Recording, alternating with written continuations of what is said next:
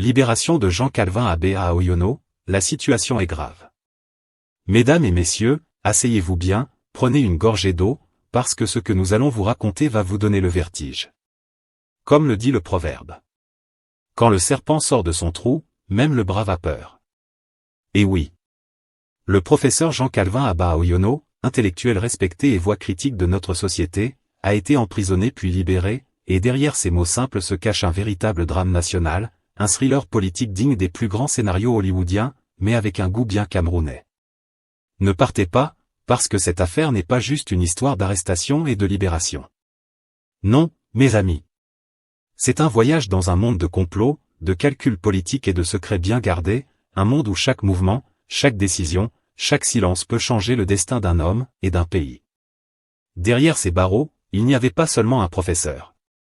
Il y avait la liberté de penser, la voix de la société civile et l'espoir d'un Cameroun capable de critiquer son pouvoir sans craindre la répression. Sa libération ne signe pas la fin du problème, loin de là. Elle révèle à tous la gravité de la situation politique dans notre pays. Alors, avant de plonger dans ce récit plein de révélations, prenez un instant pour aimer cette vidéo, vous abonner à Kamenews, et activer la cloche de notification pour être toujours à la une. Ici, nous ne vous servons pas l'actualité fade et aseptisée, non. Sur Kamenews, nous vous la servons bien épicée, avec des rebondissements, des révélations et un ton satirique qui n'épargne personne. Mes amis, ce que vous allez entendre n'a rien de banal, et croyez-moi, vous n'oublierez pas cette affaire de sitôt. Alors restez bien avec nous, le voyage dans les coulisses de la politique camerounaise commence maintenant. Partie 1. Le contexte de l'arrestation, un acte politique délibéré. Mesdames et messieurs, préparez-vous à plonger dans les coulisses sombres et parfois absurdes de la politique camerounaise, là où un simple refus de collaborer peut devenir une arme à double tranchant. Comme le dit le proverbe. Celui qui refuse de boire l'eau de la mare doit savoir qu'il ne peut pas rester propre. Eh bien, mes amis, le professeur Jean Calvin Abea à Oyono a refusé de boire cette eau trouble, et aujourd'hui, il en paie le prix. 1. Qui est le professeur Jean Calvin Abea à Oyono?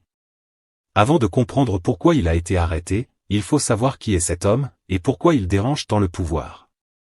Professeur universitaire respecté, intellectuel engagé et voix critique de la société camerounaise, Abea à Oyono ne se contente pas de commenter la politique, il l'analyse, la décortique et la questionne. Connu pour ses positions en faveur de la démocratie et des droits humains, il a toujours cherché à protéger les principes de transparence et de responsabilité dans la gestion publique. Et c'est exactement ce qui dérange certains dans les hautes sphères du pouvoir, là où la critique est perçue non comme une aide mais comme une menace à éradiquer. Mes amis, dans un pays où même un murmure peut être interprété comme une déclaration d'opposition, il fallait s'attendre à ce que la parole d'un intellectuel devienne un acte politique à haut risque. 2. Les raisons de l'arrestation, un refus qui ne pardonne pas. D'après nos sources et le reportage d'Equinox TV, le professeur aurait été arrêté pour avoir refusé de servir d'intermédiaire dans des négociations politiques. Dans le langage du régime, ce refus est une trahison silencieuse, un acte de désobéissance qui ne peut pas être toléré. Au Cameroun, mes amis, refuser une invitation politique ne se limite pas à dire non, c'est une déclaration de guerre symbolique, surtout quand vous êtes un intellectuel reconnu et influent. En d'autres termes, le professeur a choisi l'intégrité plutôt que la compromission, et cette décision courageuse l'a conduit derrière les barreaux. 3. Le contexte politique, un pouvoir à l'écoute de tout. Pour comprendre l'ampleur de cette arrestation, il faut replacer l'affaire dans le contexte politique actuel du Cameroun. Un pays où la société civile est souvent sous pression, où les ONG et associations sont surveillées, et où la critique est rarement tolérée.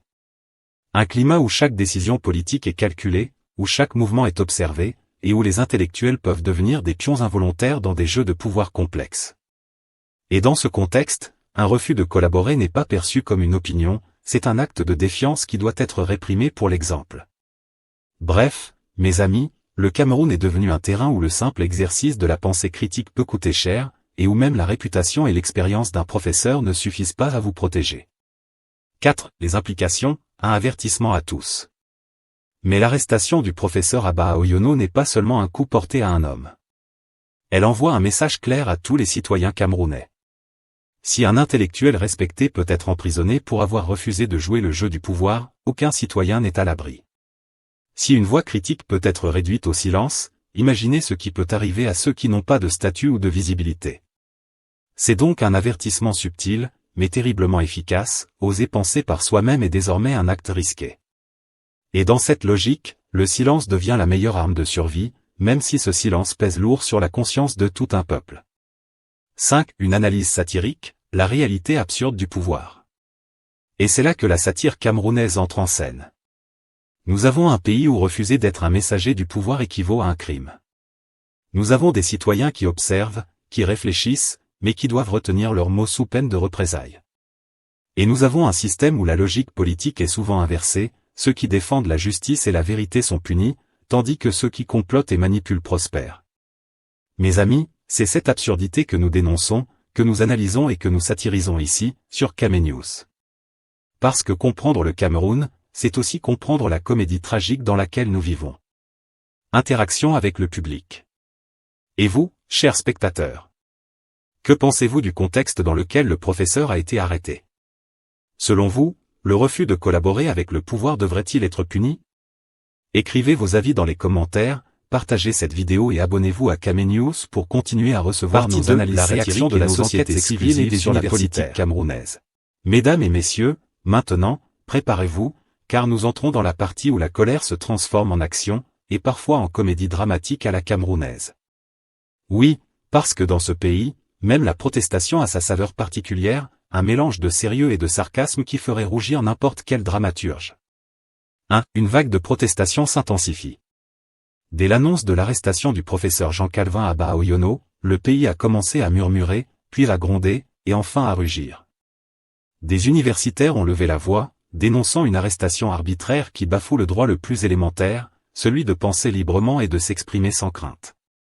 Des militants des droits humains ont organisé des déclarations publiques, des communiqués, et même des rassemblements symboliques, clamant haut et fort.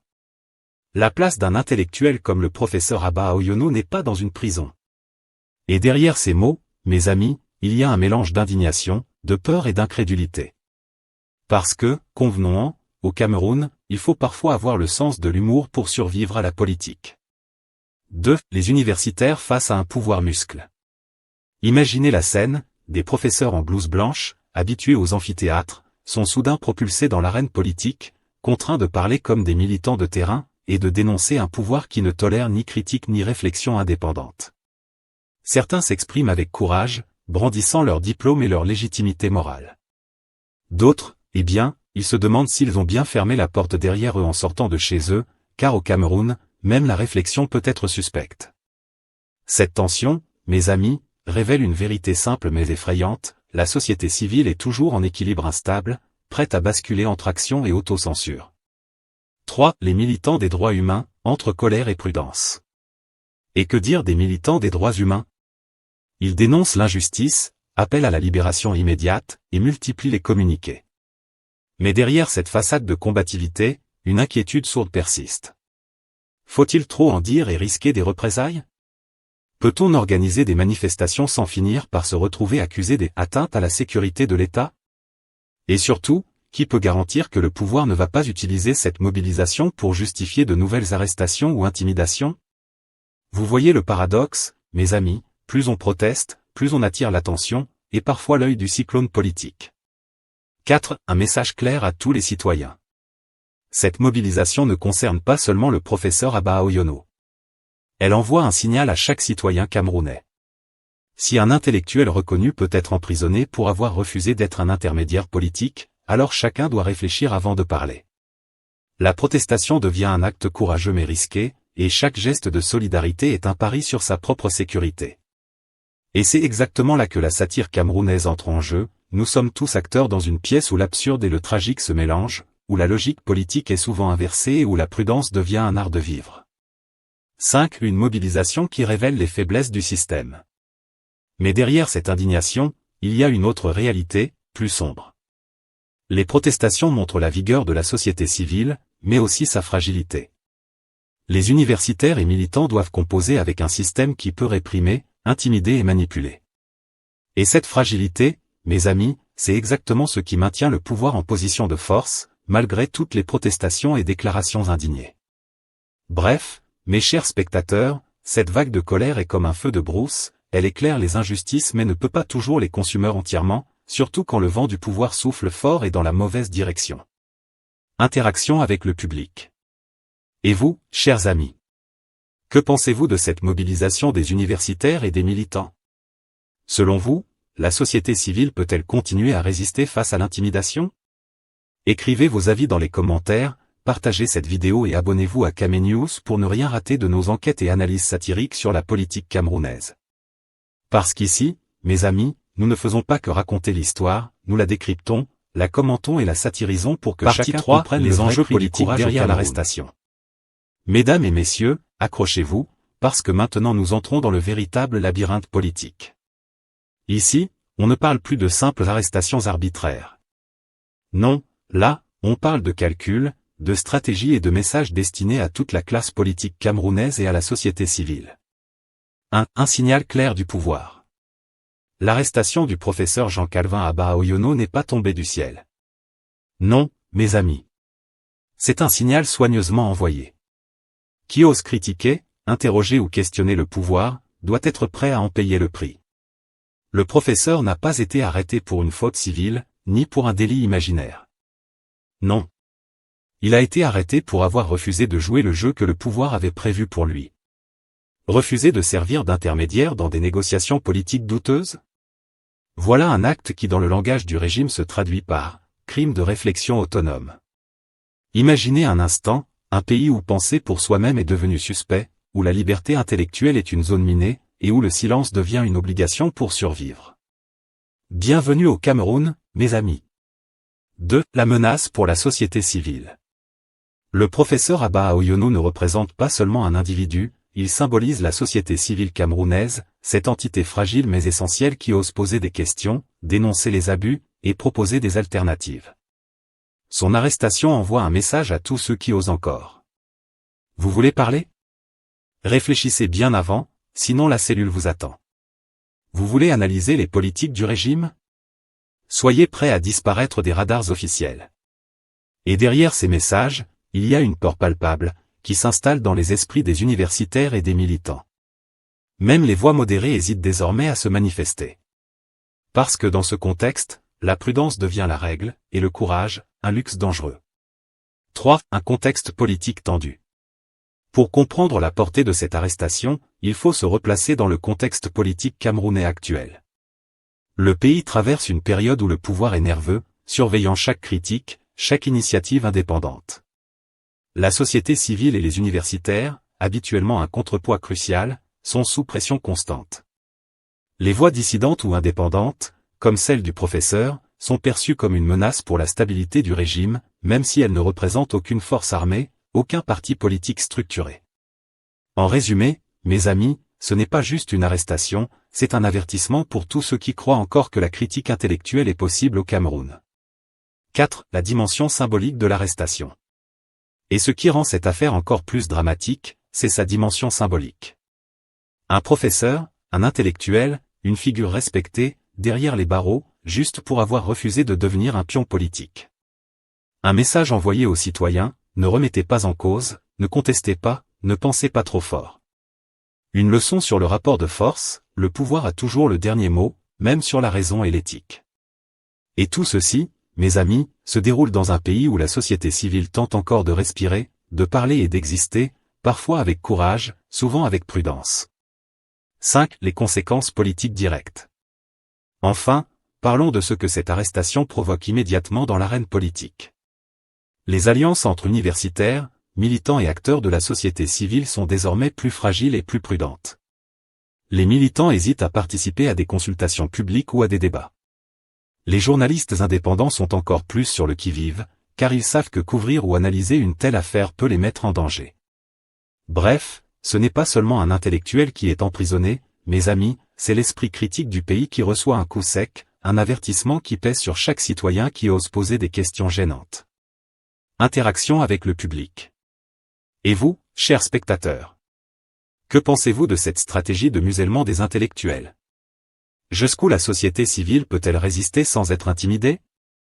Écrivez-nous vos avis dans les commentaires, partagez cette vidéo, et abonnez-vous à Kamé News pour continuer à recevoir nos enquêtes exclusives et analyses satiriques sur la politique camerounaise.